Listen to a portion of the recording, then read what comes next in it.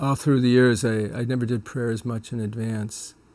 Sometimes the night before, day before, if I thought the morning was going to be very complicated and I wasn't going to have time to enter into the quiet time I needed to write the prayer.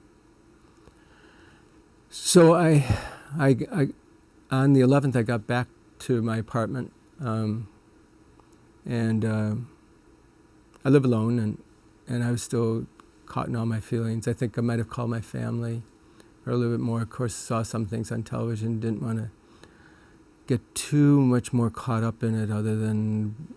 anyway, then I decided, well, I better write some things down, try to get some grasp on this, because there's so many feelings, a whirlwind of feelings, and I didn't want to be blinded by that. I knew what was needed, at least from my perspective, was some grounding upon which that was always my aim, that people could say amen to, grounding of some stability, some strength, and for me that was some kind of witness of faith. So I started writing down, I think mostly started writing feelings. And often as I would, hope any of us would, you turn to good friends in time of need. And I turned to a book, I have a collection of books of Thomas Merton, Trappist monk, poet, and very involved in social issues, even from his cloister, but a great writer. I pulled up one of his books called Seeds of Contemplation, and I turned to a couple pages what I thought it was an echo of what I was feeling about, and so there was one title that was called Peace, and I'll just read first couple lines, if I may.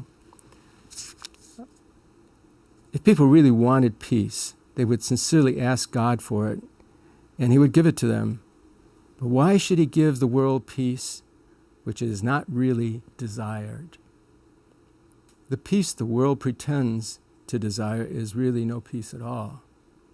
To some people, peace merely means the liberty to exploit others without fear of retaliation, of interference. To others, peace means freedom. To still others, it means leisure. To others, I took the book and I threw it across the room.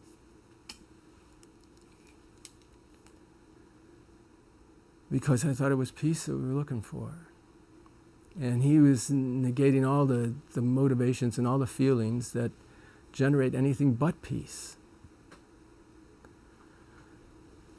So I said, I think I have to sleep on this. As I said, I get up very early in the morning, and I was still kind of like in a log jam in mind and prayer. And then finally, words from the Old Testament, from the Psalms, came to my mind.